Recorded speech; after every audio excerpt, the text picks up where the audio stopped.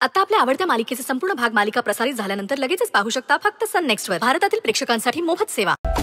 मला तर बाई विश्वासच बसेना. ती मसालेवाली बाई एवढी लबाड निघाली. लबाड कसली, अट्टल गुन्हेगार निघाली मामी ती. पण आपली सरू चांगली पुरून उरली तिला. मला लय अभिमान वाटतोय माझ्या सरूचा. हो ना, किती युक्तीने सुखरूप जागे आणून ठेवलं तिने आपल्याला. आपण तर सापाच्या वेळावरच जाऊन बसलो होतो. पण ह्या सगळ्यात ना मला आदित्यचं कौतुक वाटतंय बघा. अहो किती बदललाय तो.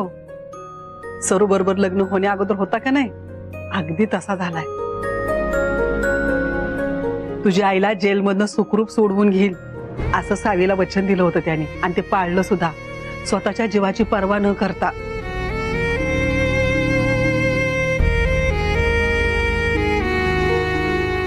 शशीताई, काय झालं? का रडताय तुम्ही? आज कितीतरी वर्षांनी तुम्ही आदित्यचं कौतुक करताय. मला स्वतःलाही तेच वाटतंय. नाहीतर प्रत्येक जण त्याच्याबद्दल वाईटच बोलत असतो. खरंय. अगं त्याचंच तर कौतुक आहे. तो चांगला होता म्हणून तर महादेवानं सुंदरीशी त्याच्या लग्नाची गाठ बांधून दिली. पण त्याच्यात कुठला राक्षस घुसला कोणास ठाऊक, आणि सगळंच बिघडत गेलं. पण आता त्याच्यातला देव माणूस जागा झालाय, आणि त्या देवाने त्या राक्षसाला मारून टाकले, ते पण कायमच. या आधी त्याच्याविषयी जे पण काही वाईट बोललोय की नाही, त्यापेक्षाही जास्त चांगलं कौतुक करावंसं वाटतंय आता त्याचं.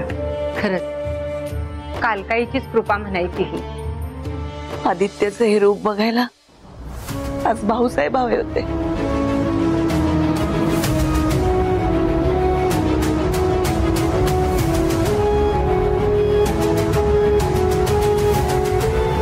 कायलं आई, कायलं का रडतेस तू?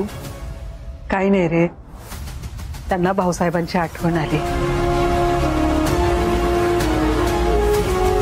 मला पण बाबांची खूप आठवण येते. अरे चुकीचं वागलोय मी त्यांच्या बरोबर.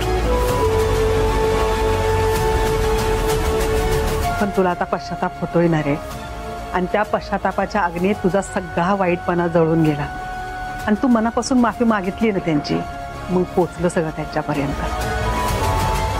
अगदी माझ्या मनातलं बोलल्यात मंगलताई. तुमच्या लोकांच्या या प्रेमामुळेच, म्हणजे एक गोष्ट आहे जी मला तुम्हाला विचारायची, पण म्हणजे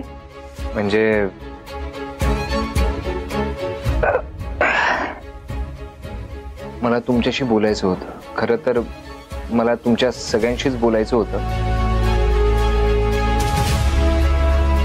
मी